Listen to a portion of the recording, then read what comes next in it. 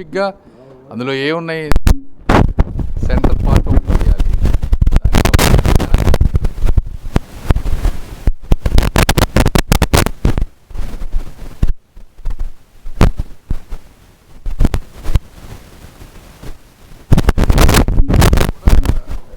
దానివల్ల ఎక్కడ వర్క్ ఆగటం లేదు. నెంబర్ 1.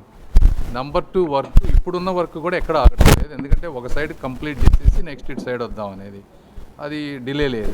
3వ ఇష్యూ వచ్చేటప్పటికి షాపులు. లాస్ట్ టైం 1 ఇయర్ నుంచి మల్టిపుల్ మీటింగ్స్ పెట్టారు, అయినా ఇది కుదరలేదు కాబట్టి కంపల్సరీ ల్యాండ్ అక్విజిషన్కి వెళ్తూ ఉన్నాము. అది కూడా రేపు కౌన్సిల్లో పెట్టేసి 26వ 27వ తారీఖు కౌన్సిల్లో పెడతారు.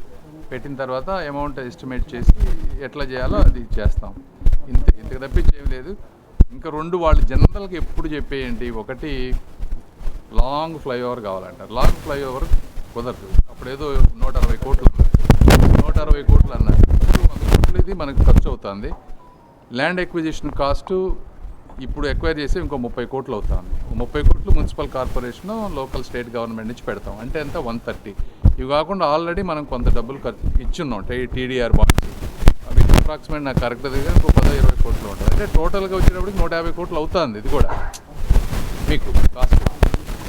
అలా అని చెప్పి మనం ఫ్లైఓవర్ అక్కడి నుంచి వాళ్ళే చాలా పెద్దదేయమంటారు. ఇప్పుడు ఈ షాపులు వాళ్ళే చాలా జీవనాధారం కోల్పోతున్నారని బాధపడుతున్నారు. ఇంకా ఎక్కువ చేస్తే ఏమవుతుంది, ఎక్కువ షాపులు పోతాయి. మన పర్పస్ ఏంటి, రైల్వే గేటును దాటి వెళ్ళటం అనేది ఇక్కడ మెయిన్ పర్పస్. కాబట్టి ఇంతకుముందున్న బ్రిడ్జ్ కంటే కూడా డబల్ చేస్తున్నాం మనం. సో ఆల్రెడీ డబల్ చేస్తున్నాం. మినిమం డ్యామేజ్ తోటి ఇబ్బంది లేకుండా చేస్తూ ఉన్నాం. ఇది ఇంకొకటి ఏంటి, మాకు RUB కావాలంటారు. ఇంతకుముందు కూడా నేను చెప్పాను, ఇది 70 ఏళ్ల క్రితం కట్టినటువంటి RUB అక్కడ తీయలేము.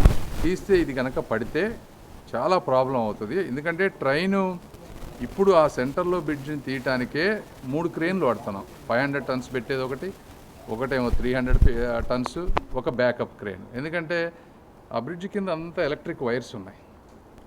అదేదన్నా ఎన్నో 120 ట్రైన్స్ పోతాయని చెప్పారు, కరెక్ట్ నెంబర్ గుర్తులేదు. ఒక రోజుకి ఏమాత్రం తేడా జరిగినా కూడా కొన్ని వేల మందికి, లక్షల మందికి ప్రయాణం ఇబ్బంది అవుతుంది. కాబట్టి దాన్ని పర్ఫెక్ట్గా ప్లాన్ చేయాలి. గబక్కన మనం RUB కట్టేసి ఏది పడితే చేసేస్తే అది అయ్యేటువంటి పరిస్థితి కాదు. కాబట్టి ఫస్ట్ ROB కడతా ఉన్నాం.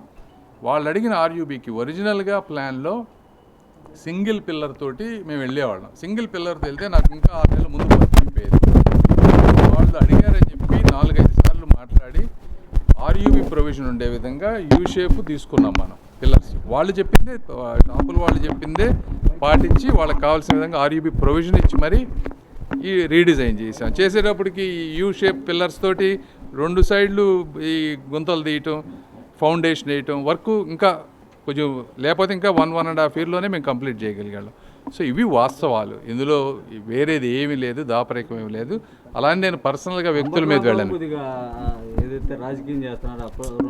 సరే, మీకు లాస్ట్ టైం చెప్పాను కదా, ఇప్పుడు అంబటి రాంబాబు గారు కూడా ఆయనంతటా ఆయనకి తెలియదు. ఇక్కడ గుంటూరులో ఉండే వాళ్ళకి వాస్తవాలు తెలుసు.